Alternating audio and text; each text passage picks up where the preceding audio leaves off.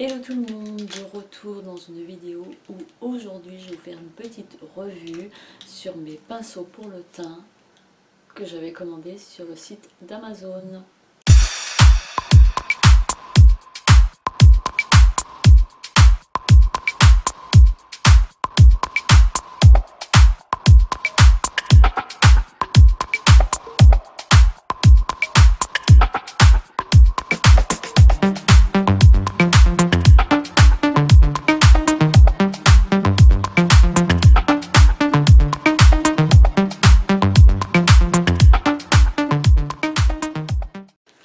Alors il s'agit de ces pinceaux là que j'ai commandés il y a un peu plus d'un mois, des pinceaux pour le teint pour une petite quinzaine d'euros, dont j'en ai reçu 10.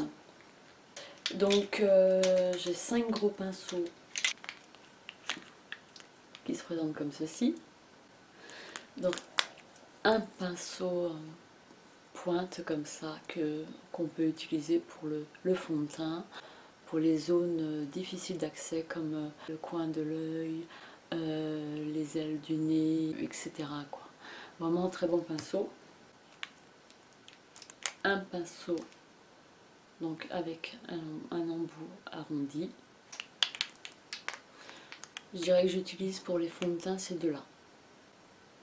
Un peu plus celui-ci. Mais je trouve que l'application se fait très bien, ne laisse pas de marque de traces de pinceau, la matière se fond bien avec l'application de ces pinceaux là.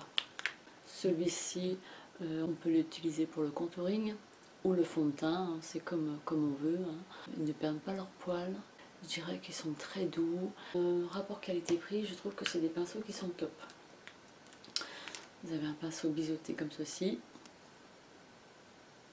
pour la poudre par exemple, pour la poudre aussi pour celui-ci. J'ai ensuite 5 autres pinceaux qui sont ce coup-ci plus petits, qui eux seraient plutôt destinés à la précision. Par exemple celui-ci qui est quand même assez en pointe, dont les poils sont assez rudes.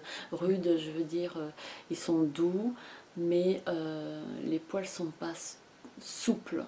Par rapport à celui-là, on voit bien que les poils sont beaucoup plus souples que celui-là.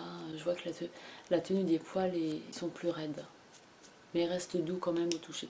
Celui-ci je l'utilise pour faire mon contouring des ailes de mon nez, quoi, parce qu'il est plus précis. On peut très bien l'utiliser pour faire sa transition sur l'œil, hein. Ça peut se faire, hein, parce que les poils ne vont pas s'écraser. Donc je le trouve vraiment top celui-ci. On va retrouver également des pinceaux comme ça fluffy. Alors j'en ai deux.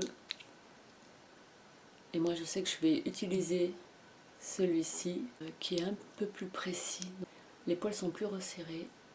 Et moi je l'utilise pour mon concealer autour des yeux, qui est assez précis, que je trouve vraiment doux.